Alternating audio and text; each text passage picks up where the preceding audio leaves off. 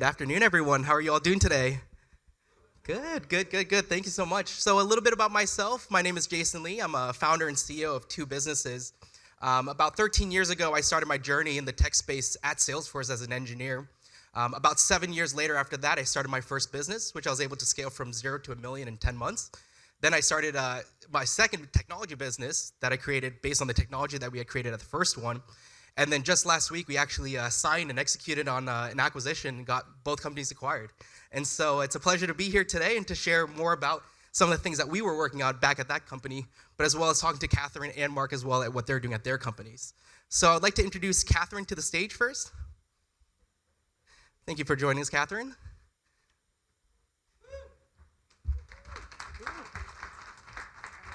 Great. And Mark, would you like to come to the stage as well? Perfect.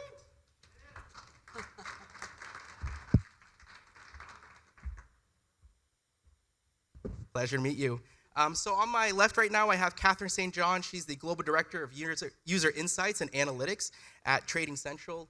Would you like to tell us a little bit about your role and also about Trading Central for those that aren't familiar? Sure. Yeah, so Trading Central is a house of insights. So we develop investment research tools and analytics that are deployed to some of the brands I admire most in the world, really a couple hundred customers worldwide, online brokerage firms typically. And so, I started out as a programmer developing chart pattern recognition. We were acquired in 2016 by a French company, and since we've really expanded our portfolio and in this new role around user insights and analytics, I'm really excited to really hone in on our business intelligence and sort of like evidence-based decision-making in the business and for our clients. So yeah, that's me. Amazing. And Mark, this is Mark Water over here. He's the head of financial and media sales at BarChart. Mark, would you like to also do an introduction and a little bit about what BarChart does? Yeah, certainly. So I'm Mark Water. I'm the global head of sales for financial and media at BarChart. And we are a market data provider, a retail front end, a commodities and agriculture data provider also. So we wear a lot of hats. We're based out of Chicago and been around since the mid-1990s. And we have a really unique look at this as not only being a data vendor, but being someone actively engaged direct to consumer in the retail market. So we see both sides of one, the B2B being the data provider, but also how those costs of data directly affect running a retail business. Amazing. So let's talk a little bit about the use cases of data and how it's evolved kind of over the time. First and foremost, just to make sure everyone in the audience also is kind of level set with what we're talking about, what does market data mean to you? Oh gosh, when I think of data, I think of all sorts of costs. Of course, as a business, we really have to focus on being quite fine-grained about the costs that we take on. I kind of view it like one of our head of development once told me that it's really not about what you've given in the past, but what you're delivering today. Okay, so he was really keeping it real with me. And I feel like this is the same with your costs, right? So what are you doing for me lately? And, I wake up every day wondering how do the cool kids, the new kids build things? How are you building things, Jason? But I really like to look at that from the lens of pursuing the latest and best way of doing things, but pairing that with our legacy and what have we built that can give us an advantage. And so trying to apply that together to make sure that every cost is working for us to deliver value for our clients, for the online brokers working with us. I love it. And she makes that joke because at Option Swing, we used market data, but on the customer side. So this is something very near and dear to my heart. But Mark, yourself as well, in terms of market data, what does that mean for you? Yeah, that's really interesting because the traditional idea is price data, price movement between, stocks, equities, Forex, whatever you're trading in commodities. But with the advancement of technology and things like natural language programming coming out, it really becomes anything that is related to the market. So you have things that previously were ancillary to market data, like news or content, that's actually becoming part of a data stack now. You're getting insights and analytics out of it. So data is no longer just the price movement, but the derivatives of the price movement and anything that could be impacting the price movement that can be delivered via API essentially. I guess that's what we have in common, right? Because we're both delivering content to online brokers that leverage our products. And I feel like some people were scared away from this panel because they're going like, I'm a cost. But I really think it comes back to, again, making that cost work for you. And so we do a lot of work to have that transparency right through to the value that we're delivering. So one of the things that we're doing that really helps our customers who are also managing cost is helping them level in. So helping them level in, see the evidence that it's gaining traction and moving those metrics that they're looking for, and then when they're ready, committing further. So I think that's really important, to be more open and adaptable to more flexible models. That's exactly right. And Mark, a question for you. I know when we talk about market data in, let's say, 2018, 2019 versus market data in 2023, it's very different, especially with kind of COVID, post-COVID times, with a surgence of retail traders coming in and so forth. How have you seen the use cases around how customers and vendors and organizations using market data evolve over the last few years? Yeah, that actually gets incredibly interesting because the number one governing aspect back when I started at Barchart some 16 years ago was all of our data was on-prem. So you were actually limited by disk space. Now we're in the era of big data. I mean, you talk about retail trading, you talk options, you talk 100x increase on options data feeds in terms of size and volume. That is a ton of data you're gonna have to warehouse, but luckily we all moved to the cloud some 10 years ago, and it's now infinitely scalable. Unfortunately, that means the cost of it is infinitely scalable for the data provider. Everyone wants more, bigger. Well, we now have to store it all, we have to write it all, and we have to get it out of our AWS where, I mean, anyone that's in it that's a data provider knows our largest costs are our AWS. But I think that's where your internal partners in development, for example, it's so important to work with them and allow them to take on the same challenge that you're trying to take on, which is deliver that value per dollar cost. And I find a lot of these people are very smart. They love an intellectual challenge. And so rather than just, we're going to cut 4%, we're going to cut 13%, and sort of like creating this fear, we want to create this environment of that intellectual challenge of how to be more efficient. I mean, that's the language that works with the people who are so close to it that they know that if they're using this service instead of this service, this one costs more than that. And so there's so many ways to build, and I think that really partnering with how you build makes a big difference to what we're trying to achieve at the top in terms of helping pass on the efficiencies to our clients. And that's, as we talk about using something like AWS or a cloud service, that's where you're able to have more flexibility. We can actually leverage, not everyone needs to maintain that database. We already are maintaining it. So why don't we just give you the part of the database you need rather than having you capture it yourself? How can we actually make your data costs internally more efficient while we absorb the cost? Because we're going to have some clients that have different requirements than others. Someone will need all that data, and someone will only need 1/10 of it. How can we make sure that when you only need 1/10 of it, your costs are reflective of that? Yeah, I think that's good because while we're a cost to our customers, it's a way to spread the cost. I mean, we have customers who are struggling to get extra development resources for a project, and because we have a product deployed, so we have these embeddable applications that kind of fit like a chameleon into the applications of online brokers. And we also have APIs, so you can sort of mix and do your own thing with it. But what's really neat about that is you don't have a developer, no problem. We could launch a new service by using us. And so people are able to deliver more while kind of spreading out the cost of the core services. So there are some basic things people want, like chart pattern recognition, technical analysis, fundamental analysis, news sentiment. So all these things we can deploy quickly with sort of core services where the costs are shared among different clients. Well, you can still leverage the API and maybe mix with your own first-party data, your own data about your clients, and do something more novel and solve the real problems of like individualized investing experience. And that's where I think a lot of our customers' energy should be focused while we help them with kind of the core.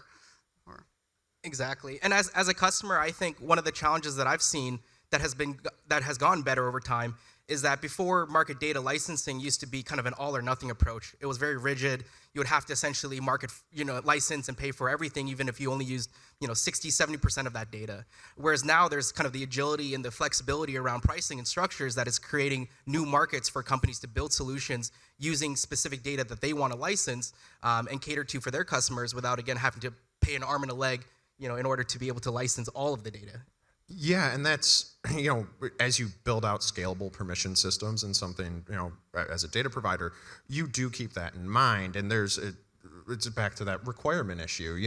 If someone doesn't need, full tick data, they just need minute bars, and they're having to compile those minute bars on their side, well, why don't you just feed them just the minute bars instead? Wow, then all of a sudden there's development costs that you've alleviated from them, there's actual computing costs that you've alleviated from them, and you've given them time back. There's less to maintain. So it's really, as you start slicing and dicing it, as you can really dial it in, it's not about here's data, take data, and if you want it, it's part of this package. It's how are you built, what are you looking to do, and here's all the different ways that we can utilize technology and be flexible from the data provider side to fit into exactly where you are today and where you want to be 5 years from now. And let's just optimize that, because that will reduce cost. And as a customer, I am kind of curious, what are some of the specific factors or trends that are happening right now that is leading to the cost of data increasing compared to, years ago? Well, actually, I love the first panel. Stephen Orr had a panel this morning, and it was really interesting to see that the entrepreneurs out there that they're investing in, what they're looking for is a focus on how to get to profitability. It reminds me a little bit of, I love, so as a sort of dev person, one of the best books is this guy named Jez Humble, and what he's really focused is on, we get so busy building, we get so busy as engineers, building, and what's really linked with success is how quickly you can find out what works and what people are willing to pay for. And by focusing on that, which is really what's proven to be tied to success, it actually adjusts your activities. And so you can be more precise about how you're going to quickly get to that proof that it's useful, or be more precise, like you say, about what costs you take on or what segment you're applying the cost to. And Mark, what about yourself? What have you seen kind of leading to some of the rising costs? Well, as computing power and different delivery mechanisms come up, there also are different fee structures that come up. The ability to execute rapidly has led to new fees coming in for market participants. And part of it then is how can you play within the rules? You're not breaking a rule, but how can you play within the rules to help alleviate those costs? How do you minimize the exposure to additional fees from third parties? And a lot of that is finding someone to work with you to provide the exact technology. There's all these different fee structures. We deal with 90-something global exchanges. There's no way I can remember all those fee structures, but but you need to have someone that can step in and be an expert for you to help say, okay, I understand what you're looking to do, but if we make this one small change, we can reduce those exchange fees drastically. And we can reduce technology fees or delivery fees. And that's all it takes, is how do you leverage the flexibility and the expertise of the people that you're dealing with. 100%. Oh, go ahead. No, I just, it's interesting. I just see that, having worked in a number of different functions, you end up, with a lot of people trying to focus on optimizing costs within their department. And the area that I really like to bring a focus to is optimizing across the departments. And that can be the more challenging work, but it's the work that we need to do in order to continue to stay relevant. I guess that's why I'm kind of obsessed, where we built this business, we had 0 customers, servers on premises in a leaky basement. And now we want to keep that, and I know that we have to earn it. And so we wake up every day looking to make each cost work for us. Nice. And you guys both bring up a really good, important kind of subject, which is kind of the concept of data as a service, especially when we talk about the old kind of on-prem model versus now having a managed service that kind of takes care of a lot of the back-end infrastructure so that a company doesn't have to worry about all those resources per se. Maybe starting with Mark this time, you mind kind of elaborating a little bit on what kind of data as a service today kind of means and how that's maybe making things a little bit more efficient for companies rather than staffing the whole infrastructure themselves? Yeah, certainly. So, like I'd mentioned, we run barchart.com, retail-facing front end, most trafficked futures website in North America, definitely, quite possibly the world. But a large portion of that for us is also options data and unusual option activity. I bring this up because an Opera data feed is massive and it's very difficult to deal with. But anything you see on barchart.com, we can bring out via an API, including all the option scanners that we've already built on the back end for our own retail users. We then can have that as a managed service. If you're not doing Black-Scholes models then, you're not doing IV rank calculations, you're not running scanners and constantly monitoring these streaming feeds, you just get to make a single API call where you pass the parameters and it sends you exactly what you're looking for. That's a managed service. It reduces the overhead of, I mean, if anyone's ever had to deal with an Opera feed, the write from the cache is just a massive cost. So it reduces all that overhead though. And it allows you to then use that managed service. If you don't need the underpinning data, you just need to know who had that gap up, gap down. Well, then you don't have to do those calculations yourself. Let the data vendor handle that for you. They already have those systems in place. It saves you money, it saves you time, and the data vendor can just deliver exactly what fits. I feel like the message there is that like these, as a company working with us, like you're not on your own, right? Like we can help you. We can do some of the work for you. Yeah, I mean, we like to think of ourselves as more consultative. I mean, like I mentioned, we run a retail front end. If you're customer facing and you also are doing retail, we know what retail users look at. We're more than happy to sit down with you and go, all right, you're trying to build out product that goes after retail users. I can tell you what the most trafficked ticker symbols are for the last 3 months. I can tell you what trends have taken place over quarter so you can adapt to the market. And we're here to help. We have an expertise in something and we're more than happy to sit down and talk about it. And even as a customer, again, just from my perspective, I think that's one of the areas of challenges that I kind of ran into was essentially thinking that I had to build everything versus the buy approach. And so having to hire developers, having to maintain the software in-house, working on the bug fixes, getting all the API connections in to, get the data streaming in, all of that stuff takes time, energy, resources, employees.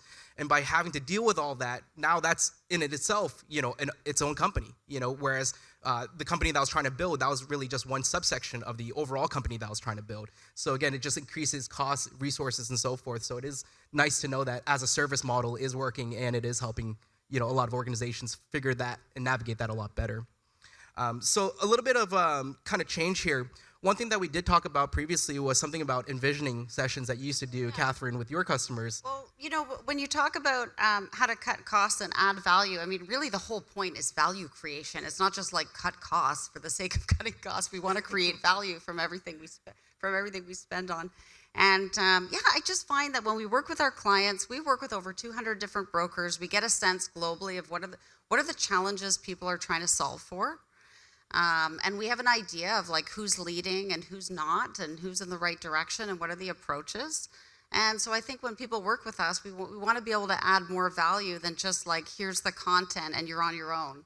Because we've learned a lot and there's a lot that we can demonstrate in terms of how to have an impact. We'll work with customers and we'll go in and we'll run what we call an envisioning session, which is really trying to understand the problems that they're trying to solve and help kind of make a visual connection between what's possible. Because sometimes you go onto one of our websites and you don't necessarily know everything that's possible, right? It's like you just see what's there and you think that's it. So by getting sort of like rolling up our sleeves with our customers in Figma or whatever the process is, we can help them see the value and then ultimately trace that through to the transparency we have around how many people are using the services. That was another thing I got out of Stephen Orr's panel earlier is these in people backing these companies, they wanted to see not only how many customers you have, but how many users are at those firms. And not only how many users, but how engaged are they? And so when we look at our products, we look at How are we helping grow those trends, not just to get more people, but people that are using these services over the long run and routinely? I mean, we're not trying to get them to necessarily like have more clicks every day, but I want people who are counting on our products. And so there's some very specific metrics that we can share with our clients around that and just show that we're adding value. And that's a really good point, because throughout the user life cycle, you have someone come out to you as a data vendor and they say, I need this data set. Okay, but why? What are we looking to do? Are we talking about user engagement? Are we talking about new users? I mean, we understand that as a data vendor of the difference between the two, because we have traffic stats that could tell you what brought in the most users when it was done through a Google search versus what increased users' time on site when we rolled out different features. So talk to us about what that actual goal is. And we're more than happy to sit down and go, okay, wait, we've actually tried this before. We can help you out here because this will drive engagement, this will drive stickiness, this will drive user adoption.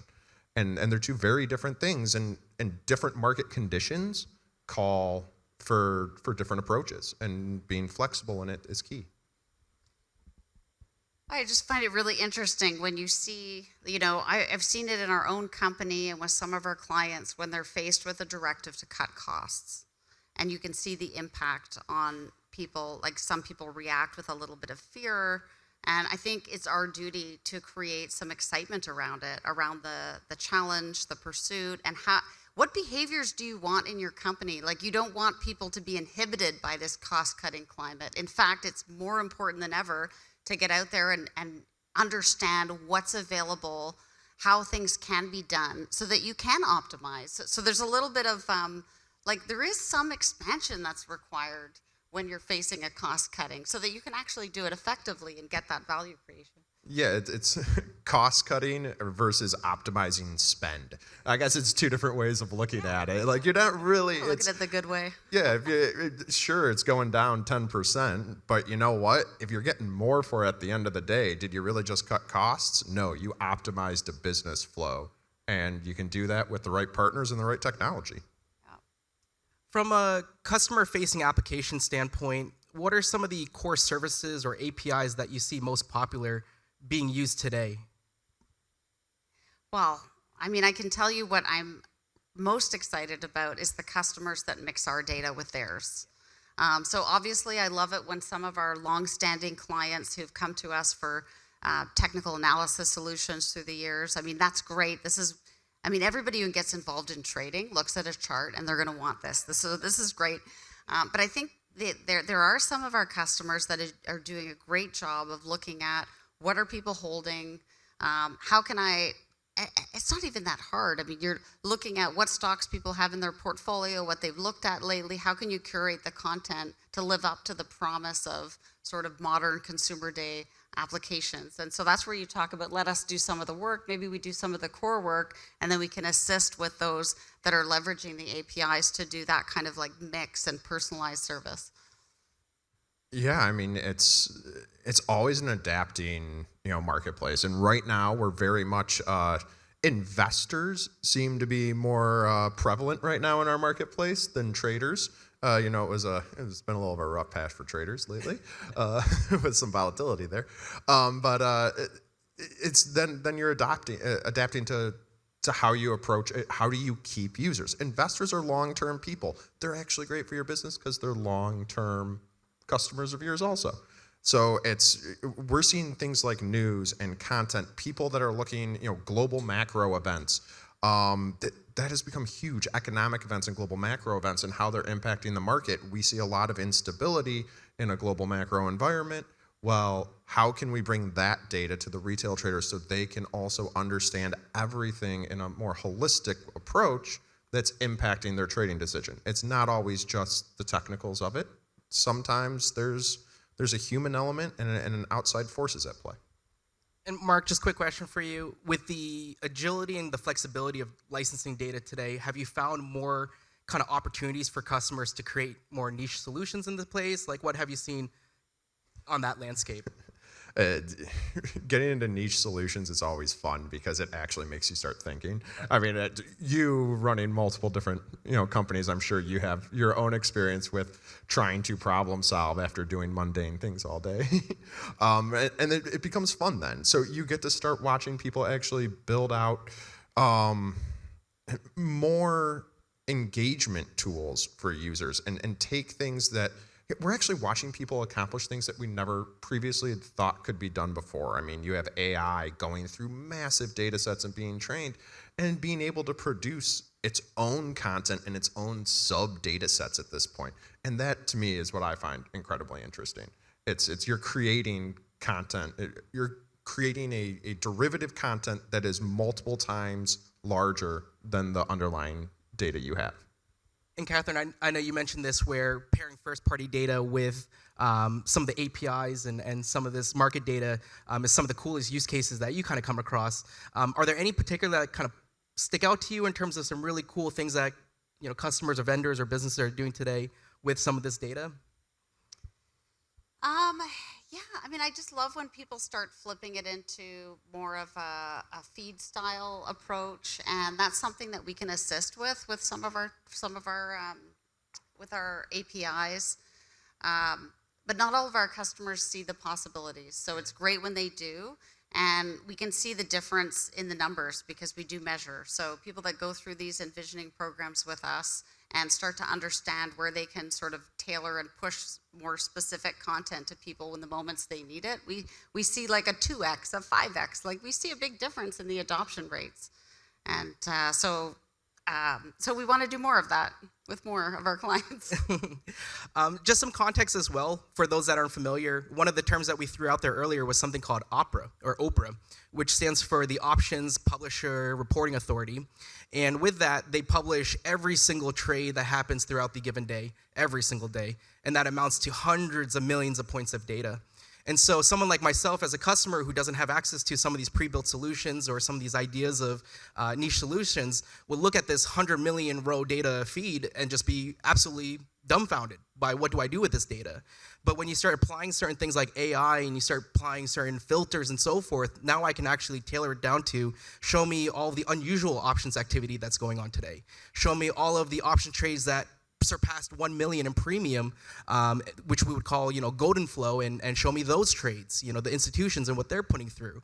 Show me all the things that are expiring this Friday, in terms of short-term expirations. But again, when you look at the data, it's hundreds of millions of rows of records, whereas working with data providers, you have the ability to kind of get down to more of a niche, granular solution without having to necessarily develop all that yourself to get down to that point. Yeah, that's growing, by the way, because we have 0 DTE now. Exactly, and 0 DTE is now the new favorites for a lot of folks. I know we have probably just a few seconds left here, so just in final closing, Catherine, are there any final notes that you want to share or any final thoughts that you want to share? Yeah, I mean, I think I would approach cost cutting with a sense of sort of openness and make sure that we do our sort of duty within your respective companies to bring more people into the challenge and be excited about it's an imperative. I mean, I started with a company where we had nothing, right? And so you're very close to this problem of having to be profitable and having to be useful. And so it's easy for people to get lost in that and just really being good at their discipline. But what I've seen is that if you invite people into the whole problem rather than sort of fearing it, they're the ones that can give you all the ideas, and you can support them and do better. So I guess that's like sort of my optimism, my ending with optimism note. No, I'm with you because I'd echo the same sentiment. It's cost cutting, but you're trying to reduce costs. But realistically, like we keep saying up here, it's just about engaging with someone and not say, oh, I need to remove this so I can reduce costs, but how can I approach this differently so I can do every little bit better? And that's really what it is. You don't have to reduce services to reduce cost. You have to reduce overhead. You have to reduce load. You have to reduce the noise, and then you can cut costs. The experience is getting way better for investors. So as we're more targeted on data and what we apply where and what needs to be real time and what doesn't, then on the consumer side, they get to benefit from that too, right? It's like, how are you targeting specific content for specific people and what they need. So I love this whole concept of being much more sharp and targeted with our costs and with what we're presenting to investors. Perfect. Well, I think that wraps our session. Thank you so much, Catherine, Mark, for joining me on stage today. Thank you to all the listeners as well for joining us today in this session. If you guys have any other questions after this meeting, you guys can always reach out to us or come meet with us afterwards, and we're always happy to talk more. But otherwise, we hope you enjoy the rest of the afternoon, and thank you again for joining.